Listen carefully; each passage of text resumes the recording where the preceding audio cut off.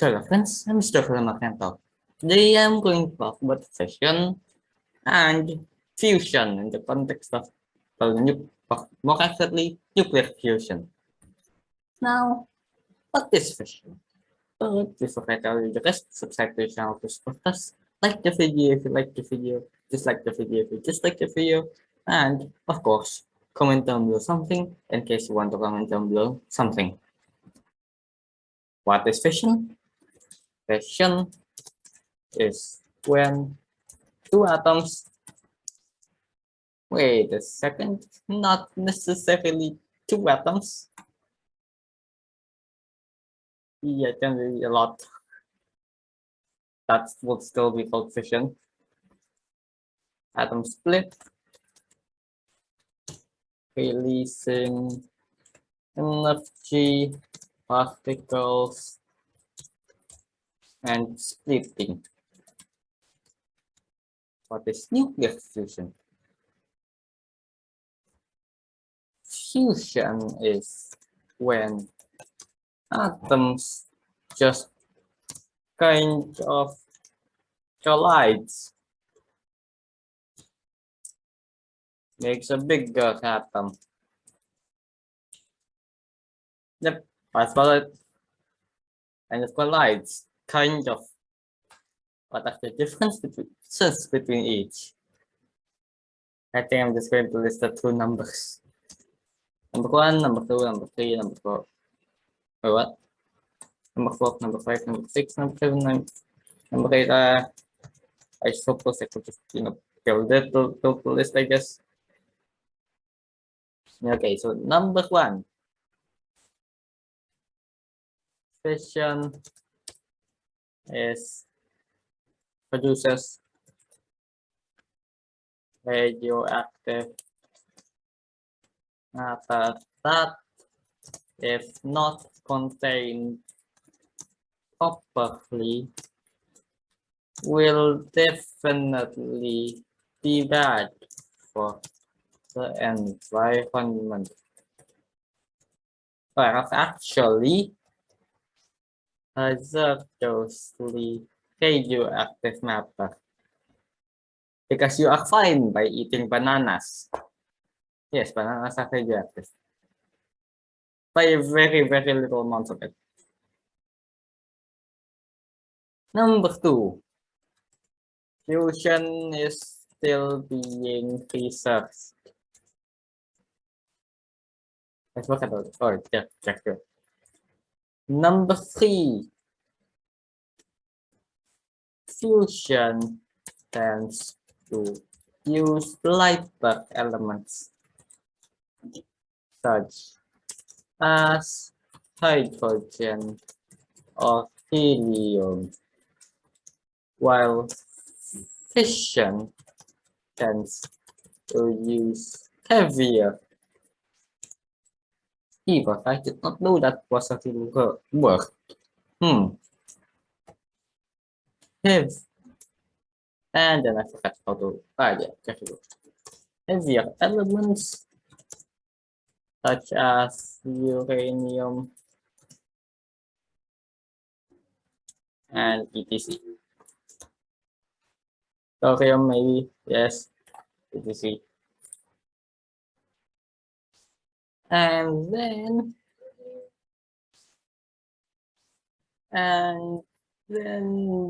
yeah, it's probably going to be a lot more.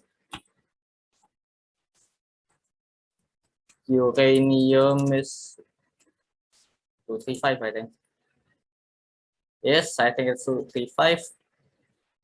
Tends to be, well, very rare. As you can see that it gets its own numbers. Actually, I don't think that's a factor at all, but yeah, that's pretty rare. But yes, compared to the scale of the Earth, well, you will definitely get a lot of it, but It's not that much that is just going to appear in your backyard. Wait a second, could appear in your backyard, just in very small amounts. So yeah. While fusion tends to use deuterium or maybe, actually not really maybe because it's what researching it.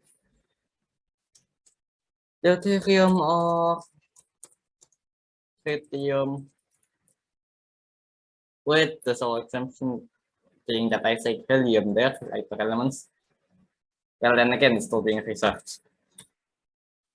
Well, fusion tends to use deuterium or tritium, both of those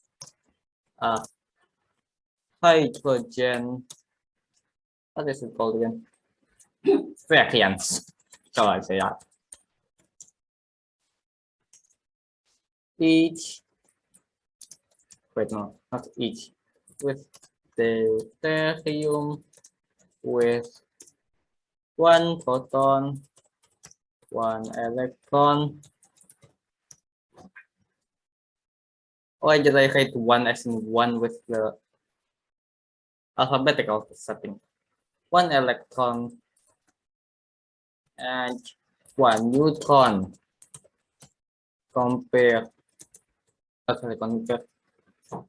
with original hydrogen, actually not really original, with pure hydrogen being, wait a second. The thing is not really hydrogen variants. No. Oh wait, yes. I should have fixed right here. Use heavy water or super heavy water. Where did that name come from? Well, the molecular weight of, well, tritium and deuterium is higher than regular hydrogen, seeing as deuterium has one proton, one electron, and one neutron, and that one neutron adds mass. Yes, of course. Both of those are hydrogen. No. Water, not really variants. Well, technically it is. With deuterium replacing, actually, or deuterium or not hydrogen, tritium replacing water.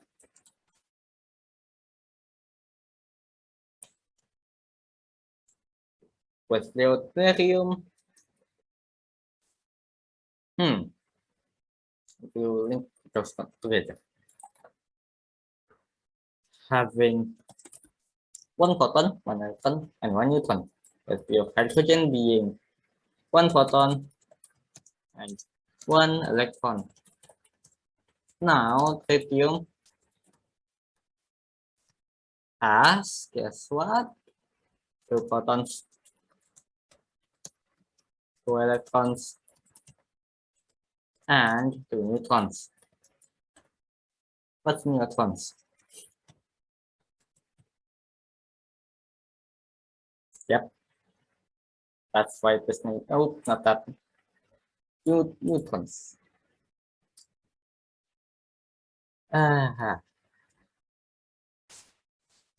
Also, those deuterium can be found in water.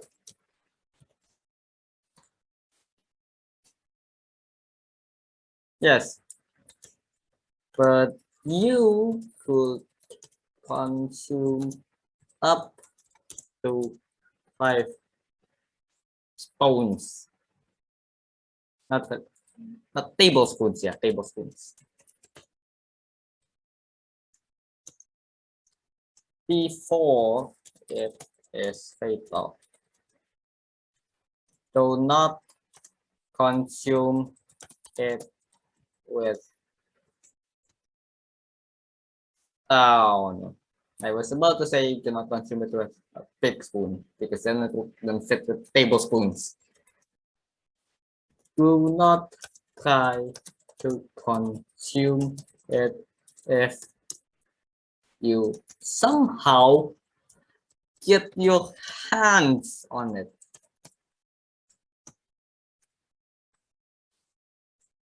Or try to, act, not really try to consume it indirectly, not really indirectly, or dip it, dip your hands in drinking water that's that you are about to drink. Well, it's not recommended. I think I forgot. Huh. Huh. Well, yes, fine. I remember.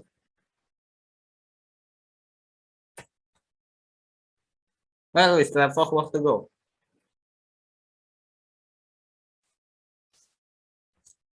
Fission.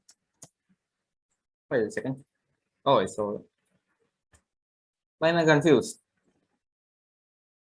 Actually, you know what? Just call it late. Number 6, number 7, scrap. And yeah, that's about it. That's about the difference. Oopsies, I nearly forgot one more thing. Number 5. You could try to build, not really try,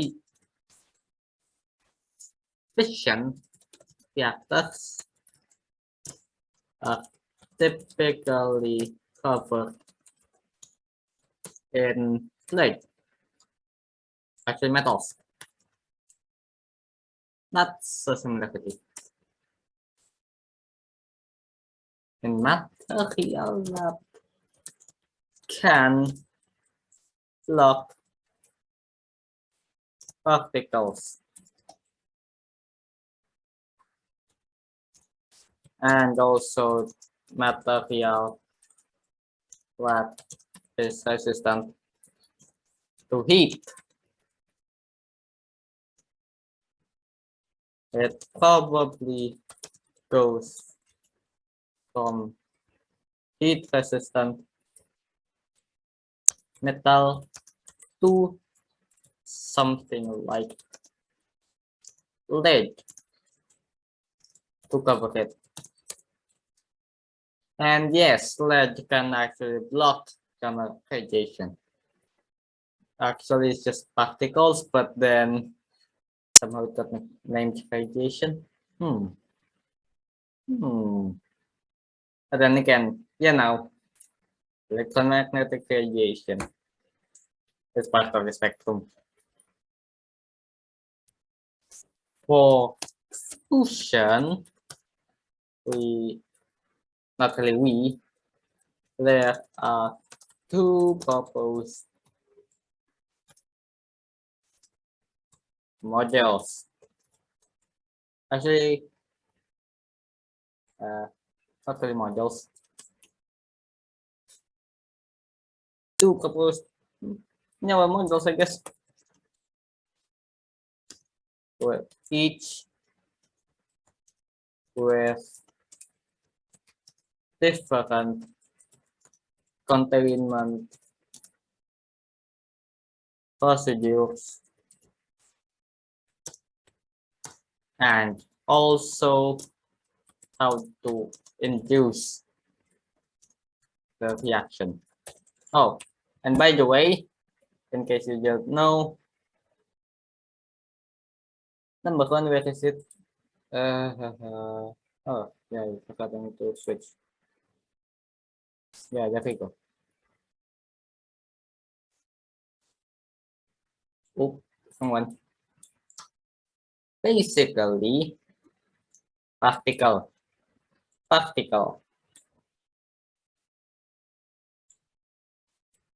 You mix in with, hate. Actually, no, I think it's better for it to be hate.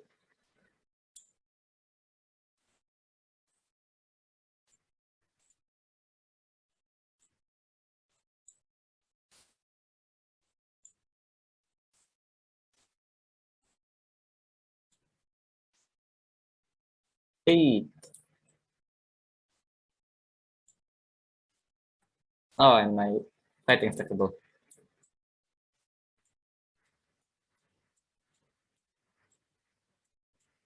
A special mouse. Then you basically get them conjoined. Terribly oversimplified. And yes, it is what is happening in the sun. Okay, nope, not that.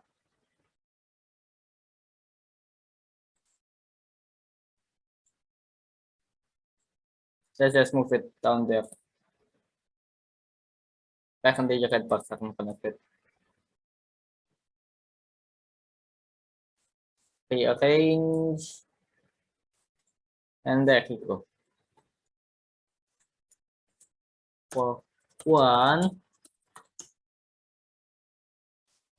you could simply use electromagnetic fields to suspend it and heat it with other electromagnetic stuff, not electron, and heat it, just and heat it.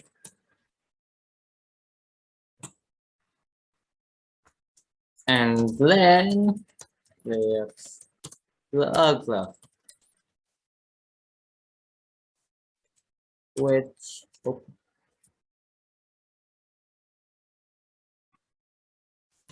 simply put uses electromagnetic radiation. Yes. To heat it up. Actually, I think it's lasers. But then again, lasers are technically part of electromagnetic radiation. So yeah. Simply put, uses electromagnetic radiation to heat it up. And then actually, yeah, basically same. Kinda. At least the core principles are the same, using, ways and technically heating up is kinetic energy, isn't it? Yes, it is. Which is why these two particles can even conjoin together. They're moving around. They're basically moving around real quick. And that's it. Moving around real quick, collide. Yep. Suspend it and then heat it. Suspend it, heat it. But the problem is, yes, you need to have an energy source first. Actually, I think that's kind of the same like with fossil fuels, chemical energy, and then with fission, not chemical energy, nuclear energy. Yes, different things. One uses bonds, one uses, well, bonds and atoms. And then there is this one. It's going to create lots of heat. Like a lot. And that's essentially what's happening in the sun. And that is the reason that we are here in the first place. because if it does not produce heat, stars do not exist, and the universe is basically just a bunch of gas in space. And yeah, that's about it. So yeah. Oh, and also lastly, they both will use water to turn it into electricity. Oh, yes, water. Oh, wait a second. Nope, nope. Tritium does not have two protons. It only has one proton, one electron. And yeah, two neutrons. So yeah. So yeah, I guess that's it. Thank you for watching and goodbye.